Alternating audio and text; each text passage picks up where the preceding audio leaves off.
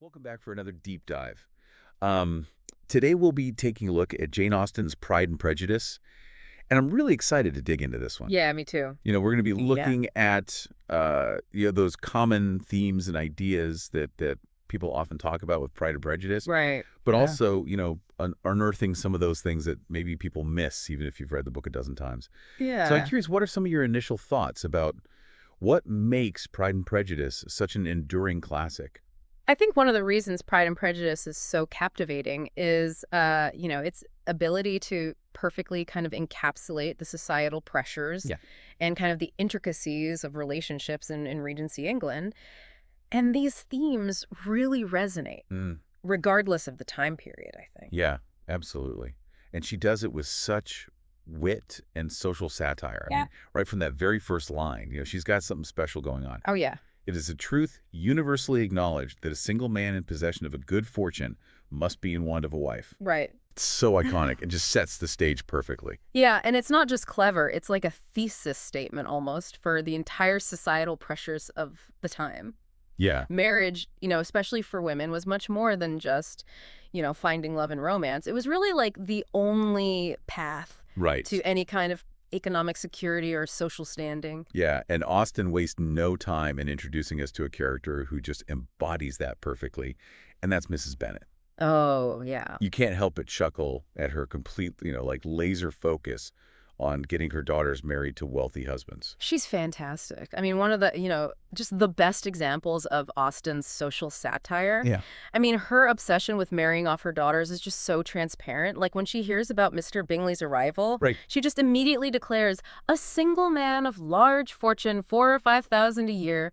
What a fine thing for our girls, you know? Yeah. Yeah. It's just like, she's just completely oblivious to the idea that her daughters might, have their own aspirations beyond securing like a financially advantageous match. Right.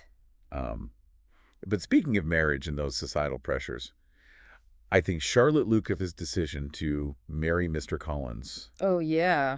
provides like an even starker look Yeah. at, the limited options that were available to women back then. Charlotte's situation, I think, is particularly poignant because she is intelligent and capable. Right. But, without a significant dowry, her prospects for a truly, love match are very, very slim. Right. So her decision to marry Mr. Collins, despite his, awkwardness and general, lack of appeal, I think is a calculated one, Yeah. driven by a need for, security and stability. Yeah. And it really reminds us that while Pride and Prejudice is often celebrated as this romantic comedy, Right. it also offers like a very sharp critique of the social constraints Totally. that were placed upon women in that era. Yeah. But it's not just the women who face those pressures. Right. The men are also bound by these social obligations and expectations. Absolutely. Even though it might manifest in different ways. Yeah. Take Darcy, for instance.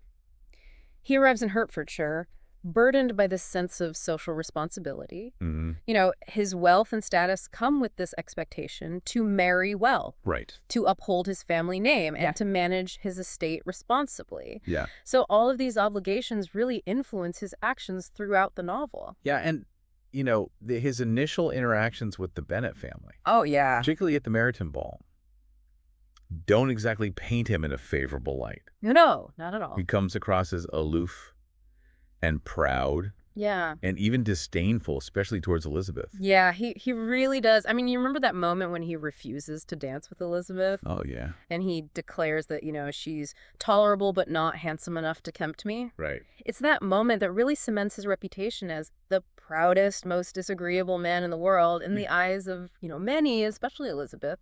And that first impression, fueled by Wickham's, charming facade and fabricated stories about Darcy's supposed villainy. Yeah, It really colors her perception of him it does. for a good portion of the novel. Totally. But here's the thing that I think often gets overlooked.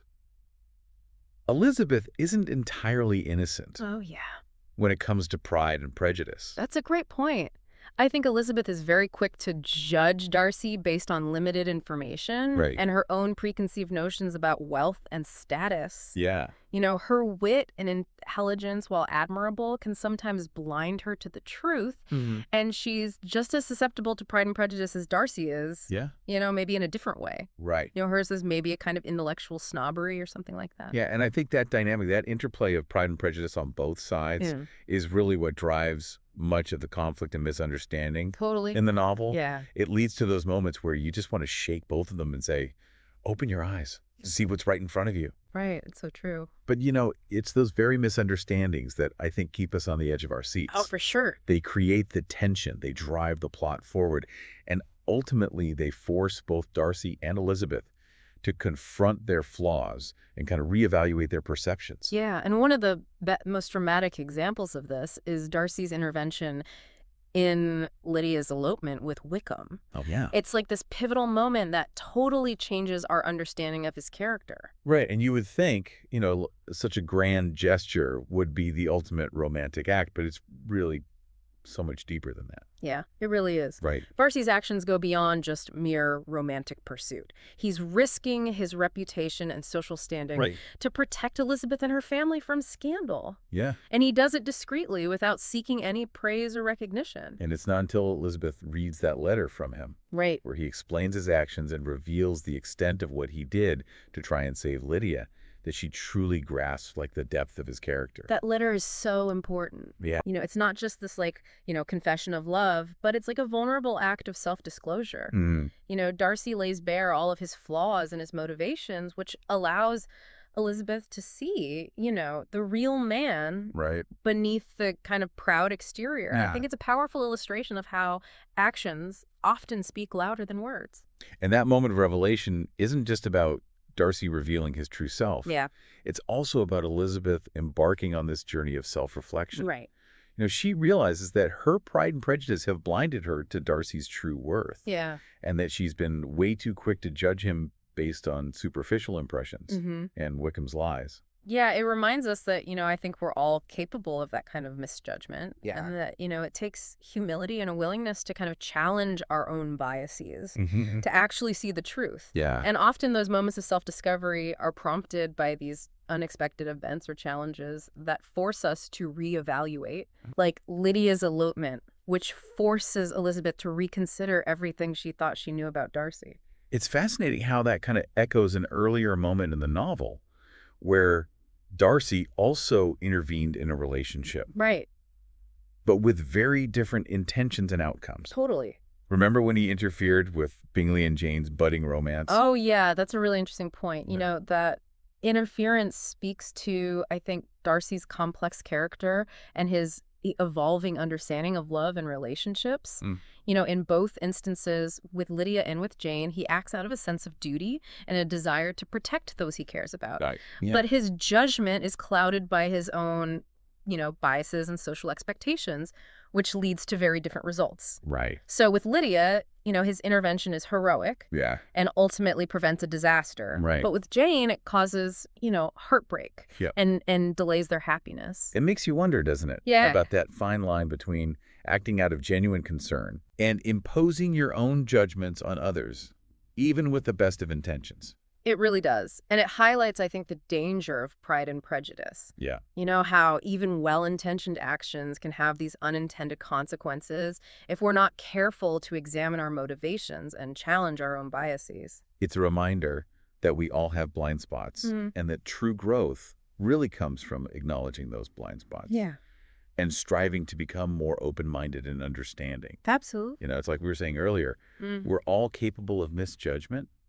And it takes humility and a willingness to challenge our own biases to see the truth. And it's those moments of self-awareness and growth that really make Pride and Prejudice so much more than just a romance. Yeah. Austen is subtly asking us to examine our own biases Oh, and consider how they might be influencing our perceptions and actions. it's like she's holding up a mirror to human nature, encouraging us to be more introspective and compassionate. Yeah. And she does it with this blend of humor and social commentary where Oh, you can't help but laugh at the absurdity of certain characters, right. but also recognize their flaws in yourself. Exactly. Think about Mr. Collins, for instance. Oh, yeah. I mean, his obsequious behavior, particularly towards Lady Catherine de Bourgh, Oh my gosh. is both hilarious and cringeworthy. Yeah. You know, he's so eager to please and impress those he perceives as socially superior Right. that he often makes a fool of himself. And yet his character is so much more than just comic relief. Oh, yeah. You know, he embodies those pitfalls of social climbing and blind ambition. Totally. He's so fixated on achieving a certain status that he loses sight of genuine human connection. Right. And ultimately makes choices that lead to his own unhappiness. He's like a cautionary tale wrapped in this comedic package. Yeah. And Austen uses him, along with, other characters like the snobbish Bingley sisters and the overbearing Lady Catherine, Right. to really highlight the absurdity of these rigid social hierarchies and the pettiness of those who prioritize status over genuine character. Yeah. It's like she's saying, look at these people obsessed with their titles and their wealth, but they're completely lacking in real substance. Yeah. And it's not just through those individual characters. She also exposes these societal flaws through the contrasting family dynamics. Right. The Bennet family, for instance, is like this microcosm Oh, yeah. of the social tensions and aspirations of the time. The Bennets are fascinating. Yeah. You have Mrs. Bennet, so driven by social ambition. Right. Desperate to secure, advantageous marriages for her daughters. Then there's Mr. Bennet. Yeah. Witty and intelligent, but rather detached from the everyday concerns of his family. Right. His ironic humor and tendency to withdraw from, the chaos around him can be seen as both a coping mechanism and a subtle critique of the societal pressures he faces. It's almost as if he's chosen to disengage from this whole marriage market frenzy as a form of silent rebellion. Yeah, I think so. And then you have the daughters each representing different responses to those expectations. Jane, the eldest, is, sweet-tempered, embodies that ideal of feminine grace and virtue. Right. Elizabeth, of course, the independent thinker, challenging norms and refusing to be defined by those expectations. Yeah. And then Lydia, impulsive and reckless. Right. Who prioritizes romantic adventure over sexual propriety. Yeah. Her elopement with Wickham, while scandalous, also serves as a commentary on the limited agency afforded to young women of the time. Totally. She's driven by that desire for excitement and attention, partly because she feels overlooked within her own family. Yeah, I think that's right. It's interesting how Austen gives each daughter such a distinct personality and allows them to navigate these social constraints in their own ways. It adds so much depth and complexity to the story. It does. Showing that even within a seemingly rigid social structure, individuals can find ways to assert their agency, even if it comes with consequences. Absolutely. And speaking of agency, I think it's worth noting how Austen uses letters as a powerful tool for both character development and plot advancement. Oh, the letters. Yeah. They're like these little bombshells dropped throughout the narrative, changing the course of relationships and revealing these hidden truths. They are. Like Darcy's letter to Elizabeth after Lydia's elopement. I mean, that letter completely reframes his actions. Right. And allows Elizabeth to see him in a new light. And it's more than just, a confession of love or an explanation of his deeds. Right. It's a carefully constructed defense of his character and a challenge to Elizabeth's assumptions about him. It's a real turning point in their relationship because it forces this reckoning on both sides. Yeah, and it's not just Darcy's letters that have this impact. Right. Jane's heartfelt letters to Elizabeth from London, where she pours out her sorrow over Bingley's sudden departure. Right. Those reveal her vulnerability and depth of feeling. Yeah, and even Lydia's, giddy, almost childlike notes about her elopement with Wickham. While reckless, they offer this glimpse into her motivations. Yeah. And the limited options that she perceives as available to her. It makes you realize that everyone has their own story. Yeah. Their own reasons for behaving the way they do. Totally. And sometimes it takes stepping outside of our own perspectives and truly listening to others to understand the complexities of their choices. Just like Elizabeth has to do with Darcy. Right. She has to let go of her pride and prejudice to fully grasp his side of the story. And speaking of perspective, Yeah. I think one detail that often gets overlooked is the significance of Pemberley. Oh, yeah. Darcy's estate as a symbol of his character. Oh, I love that you brought that up. Yeah. It's not just a backdrop for those romantic walks and stolen glances. Right. It's a symbol of everything Darcy represents. Yeah. Stability, integrity. Yeah. A commitment to tradition. Exactly. And it's interesting that Elizabeth only truly begins to fall for Darcy after she visits Pemberley. It's as if seeing his home experiencing its beauty and order unlocks something Yeah. in her understanding of him. It goes beyond just his words and actions. It reveals a deeper essence of his character that she hadn't been able to grasp before. Yeah, and it makes you wonder how much our surroundings shape our perceptions of others.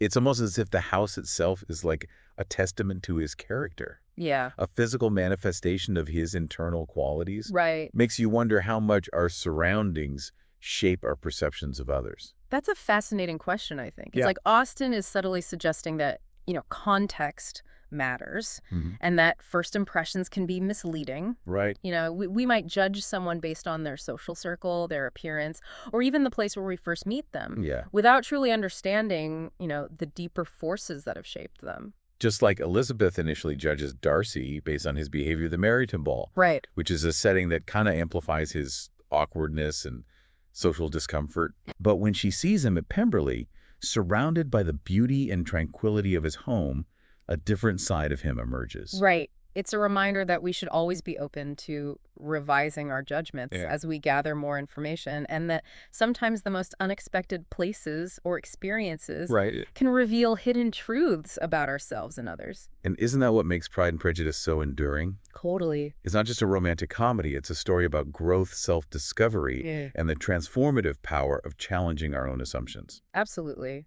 It's a novel that continues to resonate with readers centuries later because it speaks to something universal about the human experience, the desire for love and belonging, the struggle with pride and prejudice, and the journey towards greater self-awareness and compassion. It's a story that reminds us that we're all works in progress, and that true happiness comes from embracing our imperfections, challenging our biases, and finding connection in the most unexpected places. And what's so wonderful about Pride and Prejudice, I think, is that it manages to explore these really complex themes. It's such wit and humor.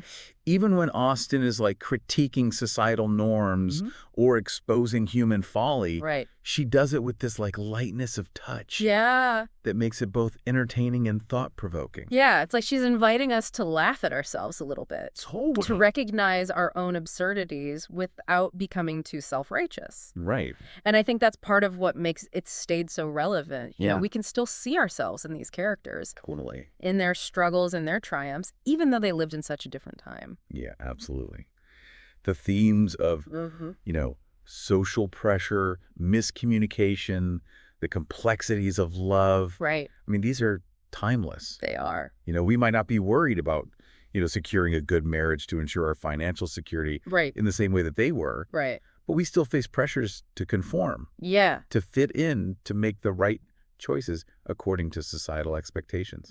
We do. And we still make judgments about others based on, limited information, Oh, yeah. on first impressions, on, preconceived notions about social status or appearances. Totally. I think we're all susceptible to those biases, whether we realize it or not. Absolutely. And that's why Pride and Prejudice, I think, is such a valuable read, Yeah. even centuries later. It reminds us to be more self-aware, to question our assumptions, Right. to be open to the possibility that we might be wrong. Yeah. Just like Elizabeth has to kind of revise her opinions about Darcy. Right. We, too, can learn and grow from challenging our own prejudices. So as we wrap up our deep dive into Pride and Prejudice, Yeah.